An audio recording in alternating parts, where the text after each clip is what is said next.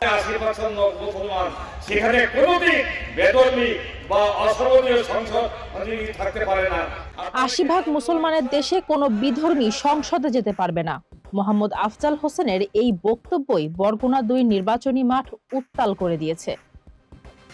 বরগুনার বামনা উপজেলার দৌয়াতলা স্কুল মাঠে জামায়াতে ইসলামী মনোনীত প্রার্থী ডাক্তার সুলতান আহমেদের জনসভা চলাকালে বাংলাদেশ জামায়াতে ইসলামীতে যোগদান করেই আফজাল হোসেন বলেন, ৮০% মুসলমানের দেশে কোনো বিধর্মী সংসদে যেতে পারবে না। কোরআনের শাসন কায়েম করতে হলে শুধুমাত্র জামায়াতকেই ক্ষমতায় আনতে হবে। তিনি আরো বলেন, মুসলিম সংখ্যাগরিষ্ঠ দেশে সংবিধান ও সংসদের চরিত্র বদলাতে হবে এবং চুরির শাস্তি হিসেবে হাত কেটে দেওয়ার উদাহরণ টেনে কঠোর ইসলামী শাস্তির পক্ষে সাফাই দিয়েছেন। মুহূর্তেই বক্তব্যটি এই জনসভাকে বিতর্কের কেন্দ্রে পরিণত করেছে। বিএনপির বরগুনা ২ কমিটির অ্যাডভোকেট সাইমন রহমান অভিযোগ করেছেন, এটি নির্বাচন আচরণবিধির স্পষ্ট লঙ্ঘন। মঞ্চে উপস্থিত প্রার্থী ডাক্তার সুলতান আহমেদ কোনো প্রতিবাদ জানাননি।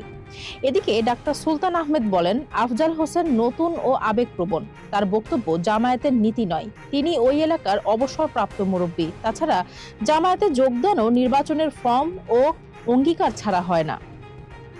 তবে আফজাল হোসেনের সঙ্গে যোগাযোগের চেষ্টা করা হলেও কোনো উত্তর পাওয়া যায়নি। এই মন্তব্য সোশ্যাল মিডিয়ায় ভাইরাল হয়ে পড়েছে। সবাই বিতর্কিত বক্তব্যটি নিয়ে তীব্র প্রতিক্রিয়া জানাচ্ছেন। অনেকেই প্রশ্ন করছেন, নির্বাচনী মাঠে ধর্মীয় ভাষ্য কি কৌশল নাকি সংবিধানকে চ্যালেঞ্জ? ফারজানা হাসিন, মানব কণ্ঠ ডেস্ক।